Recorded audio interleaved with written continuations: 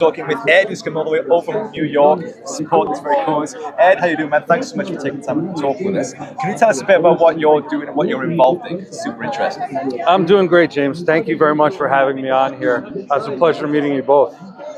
So myself, I really got involved in the fight in, I would say, the early 2000s, very late 90s, early 2000s was when I didn't have enough money to pay my cable bill, and so they cut it, which left me with the internet as my only source of information, which was probably the best thing that ever happened to me, because that really opened the doors to a number of rabbit holes, and I took them. I went down, way down, and I learned so much, and I don't want to say I didn't know. I mean, if you're paying attention in the world, you should have some type of feeling that something's wrong and things are off, right? But it was those rabbit holes that allowed me to really get to the meat of what was going on. And since then, once WikiLeaks came about and the work Julian was doing, obviously I was a fan right away. Getting the truth of what's happening in the world to the people is the most vital of all services that can be done, because if we don't really know what's going on, how can we do anything? How can we live our lives properly? How can we, how do we know what to stand for, what to vote for, what to go left, to go right? If we don't know, then we're just floundering around in nothingville, with nothing. So I started my organization some years ago. It's called PHAET.org, P-H-A-E-T.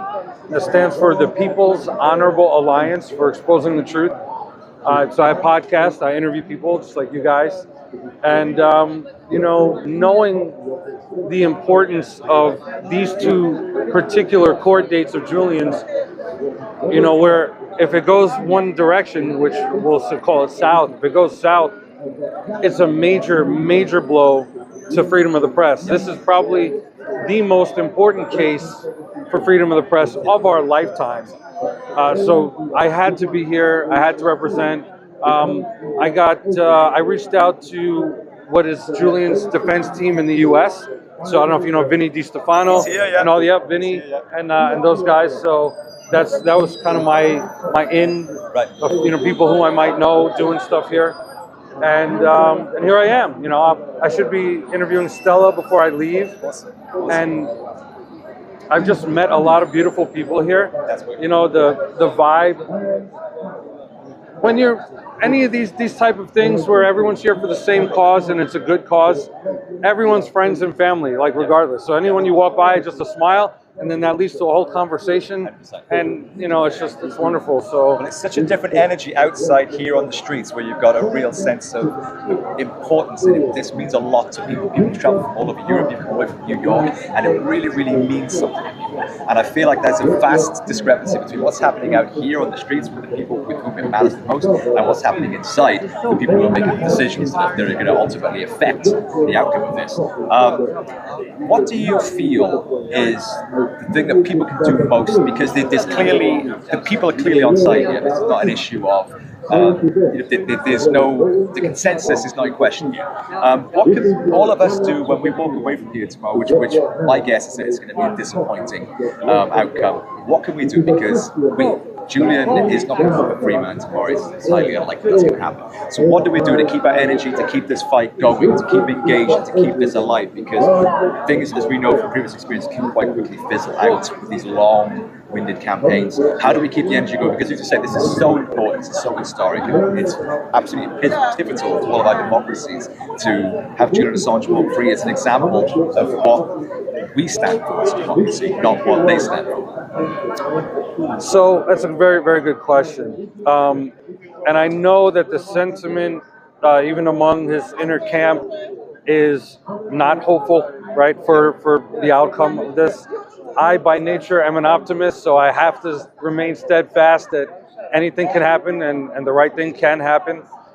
I think the most important thing is that, as much as the people that are here, and there are others who aren't here but would like to be here or are supporting from wherever they are, there's still so many people that are unaware of what's happening and unaware of the gravity of this situation and just how important this is. So I think the best thing that everyone can do leaving here is spread the word further. Tell more people, engage people in conversation. Get on social media, put stuff out, ask questions. Just that's, I think, really the best thing is because the more people, the better. The more strength we'll have as a movement, more voices. Even get your local or whatever country you're from politicians to throw in their support. Send letters of support, do whatever they have to do. The more pressure we put on the system, the better chances there'll be for some type of a positive outcome. Amen. Well, great words. Do you want to plug your podcast and your organization again so people can check out, because you're doing an interview with Stella as well, and check out all the other great work you're doing. So remind the guys where they can find you. Thank you. So again, I go by the WordsMyth, WordsMyth, the WordsMyth. My organization, fate.org, PHAET, the People's Honorable Alliance for Exposing the Truth. I'm on YouTube, I'm on Apple Podcasts, I'm on almost every podcast platform there is. The title of the podcast is called It Was Fate. It Was Fate, PHAET, It Was Fate. It's just, reach out. If you want to get in touch with me, reach out. And thank you guys for all the work you're doing here. Many blessings to you. Thank you, Ed. Thank you, man.